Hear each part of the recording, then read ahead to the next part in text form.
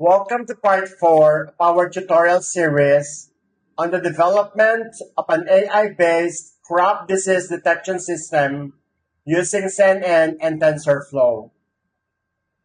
In the previous parts, we explored the fundamentals of artificial intelligence, the overall system architecture, and the role of convolutional neural networks in image classification. Now we move into one of the most critical stages of AI development, and that is preparing the dataset and training the model.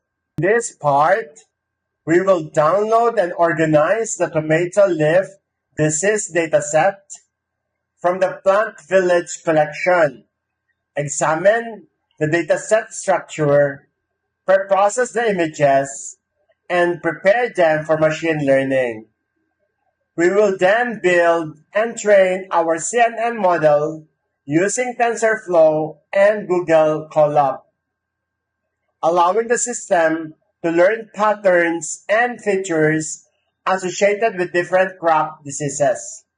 By the end of this tutorial, you will understand how to transform raw agricultural image data into a trained AI model capable of recognizing and classifying tomato leaf diseases with high accuracy.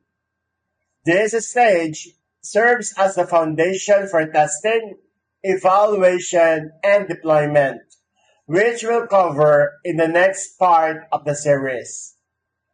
Let's begin by preparing our dataset and setting up the training environment.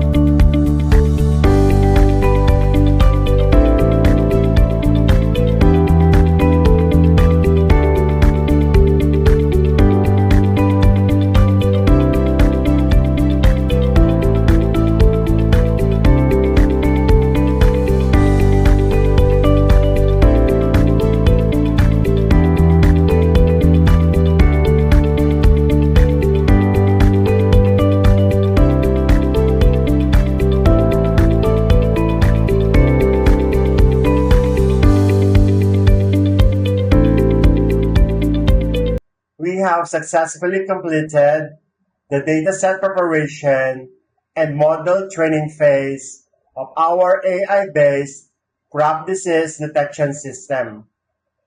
In this part, we downloaded and organized the tomato leaf disease dataset, prepared the images for machine learning, and trained a convolutional neural network using TensorFlow.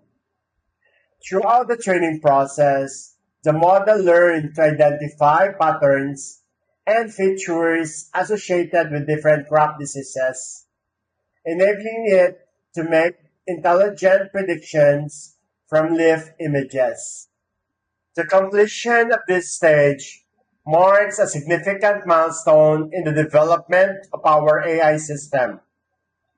We now have a trained model that is ready to be tested and evaluated to determine its accuracy, reliability, and overall performance.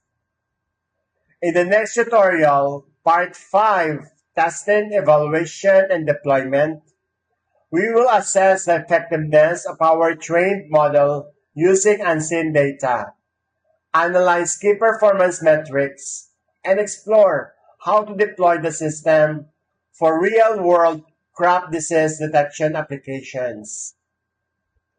Thank you for watching, and I look forward to seeing you in the final part of this tutorial series.